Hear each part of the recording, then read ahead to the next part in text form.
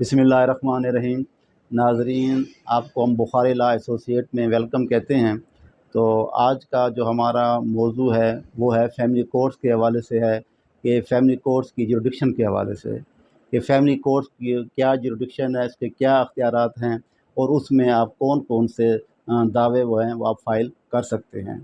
तो अपने मौजू में आने से पहले मैं आपसे ये रिक्वेस्ट करूँगा कि आप हमारे चैनल को सब्सक्राइब करें और आइकन को पुश करें।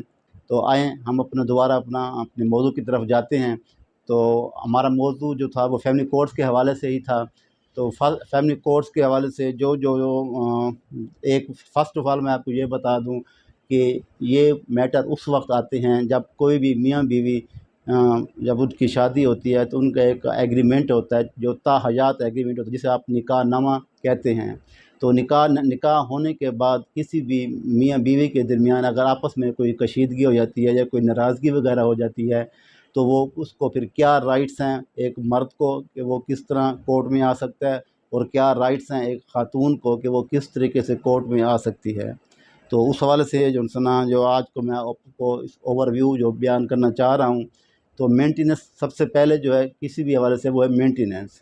जो पहला पॉइंट है मेंटेनेंस से मुराद ये है कि नान व नफ़क़ा। अब नान व नफ़क़ा में ख़ातून का नान व नफ़क़ा भी है और नान व नफ़क़ा में जो है वो नाबालगान का भी है। अगर उनके बच्चे हैं तो ज़ाहिर है उसका जो ख़र्चा है वो वालिद के ज़िम्मे होता है। तो मेंटेनेंस जो है वो सबसे अहम इस वजह से हम कह सकते हैं कि ज़ाहिर है एक बच्चों की परवरिश के लिए बाप जो है वो ख़र्चा देने का पाबंद है। तो इस हवाले से जो ख़ातून है वो अपना ख़र्चा भी क्लेम कर सकती है फैमिली कोर्ट से और वो नाबालगान का ख़र्चा भी क्लेम कर सकती है। नेक्स्ट जो हमारा पॉइंट है वो है रेजुलेशन ऑफ मैरिज। अगर एक ख़ातून है वो अपने ख़ावंद के साथ नहीं रहना चाहती तो उसको कानून में ये हक़ हासिल है कि वो उससे खुला ले ले, जिसको हम आप रेजुलेशन ऑफ मैरिज कहते हैं कि वो अब कोर्ट में दावा दायर करेगी कि मुझे इसके साथ नहीं रहना, उसमें अपनी वजूहात पेश करेगी तो वो उस शख्स से जो उसका ख़ावंद है उससे वो खुला ले सकती है। नेक्स्ट जो है वो कंजुगल राइट्स के हवाले से है कि ख़ावंद को क्या हक़ हासिल है कि वो औरत के ऊपर केस कर सकता है फैमिली कोर्ट में। वो है दावा इयादा हकूक़ ज़न अशोई, यानी कि वो ये दावा दायर कर सकता है फैमिली कोर्ट में कि मैं इसको आबाद करना चाहता हूँ, ठीक है ना, और किन किन शराइत पे आबाद करना चाहता हूँ वो कोर्ट्स में अपनी मारूज़ात पेश करेगा, उसमें वो दावा दायर करेगा, वो भी फैमिली कोर्ट ही उसको इंटरटेन करेगी। नेक्स्ट जो है वो है इसका गार्डियन के हवाले से। वैसे तो बच्चे जो हैं बच्चों का जो गार्डियन है वो चाहे उसका बाप है या उसकी माँ है, दोनों वो नेचुरल गार्डियन हैं। लेकिन कुछ चीज़ें ऐसी हैं जो कोर्ट्स डिसाइड करेगी कि बच्चे जो हैं वो बेहतर परवरिश कहाँ पा सकते हैं। उनमें उसकी एक है कि बच्चे माँ के पास बेहतर रह सकते हैं या बाप के पास। अगर तो बच्चे बहुत छोटे हैं, नौज़ायदा बच्चा है तो ज़ाहिर है वो माँ परवरिश करेगी। अगर बच्चा बड़ा है तो फिर बाप भी उसके बाप के पास भी वो जा सकता है।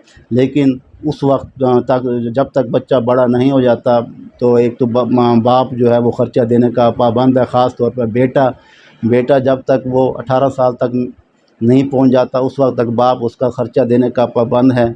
और इसी तरह से अगर बेटी है तो बेटी टिल मैरिज, जब तक बेटी की शादी नहीं होती उस वक्त तक बाप जो है वो ख़र्चा देने का पाबंद है। तो ये तो हो जाएगा गार्डियन के हवाले से। नेक्स्ट जो है वो हमारा पॉइंट है वो है जैक्टिटेशन ऑफ मैरिज, जिसको आप तकज़ीब निकाह कहते हैं। ये भी फैमिली कोर्ट ही इंटरटेन करेगी इसको भी। जिस पे अगर एक ख़ातून एक निकाह कर लेती है उस पर दूसरा निकाह सामने आ जाता है तो उस हवाले से भी वो दावा दायर कर सकती है, जब मर्द दावा दायर कर सकते हैं उस हवाले से भी वो भी फैमिली कोर्ट ही इंटरटेन करेगी। नेक्स्ट पॉइंट जो है वो है रिकवरी ऑफ डॉरी आर्टिकल्स। तो हमारा मुआशरे में ज़ाहिर है औरत जब शादी उसकी होती है तो वालिदैन उसको सामान जहेज़ देते हैं जो वो अपने साथ बवक्त शादी अपने वालिदैन के घर से ख़ावंद के घर ले जाती है। तो वो सामान ख़ावंद की कस्टडी में होता है। तो अगर उन दोनों के दरमियान कोई भी नाचाकी हो गई है तो उस सूरत में वो रिकवरी ऑफ डॉरी आर्टिकल्स का दावा दायर करेगी, यानी कि वापसी सामान जहेज़ जिसको आप कहते हैं, तो वो भी फैमिली कोर्ट ही इंटरटेन करेगी। तो इसके अलावा डावर जो कि बहुत ही अहम شک ہوتی ہے ایک نکاح نامے میں، جس کو آپ حق المہر کہتے ہیں۔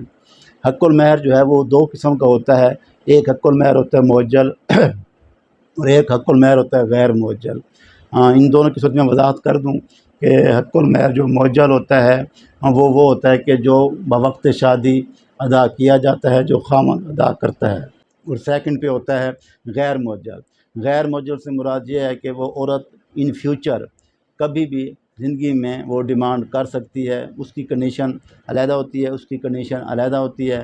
اچھا، جو عند الطلب جسے آپ کہتے ہیں، جو وہ ان فیوچر جو طلب کر سکتی ہے، وہ نقدی کی صورت میں بھی ہو سکتا ہے، وہ گولڈ کی صورت میں بھی ہو سکتا ہے، وہ کسی پلاٹ، کسی زرعی رقبہ، کسی مکان کی صورت میں بھی ہو سکتا ہے، جو کہ عورت جو ہے وہ خاتون ہے، وہ اپنے خامند سے جو ہے وہ طلب کر سکتی ہے۔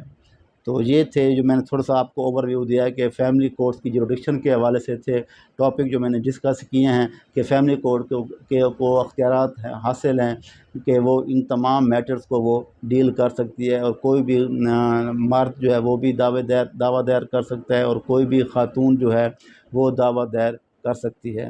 تو باقی فردر اگر آپ کو کوئی انفارمیشن چاہیے کسی بھی حوالے سے تو ہم اس کے لیے حاضر ہیں، تو ہماری جو ہے قانونی مشاورت ہم آپ کو ہم دیں گے۔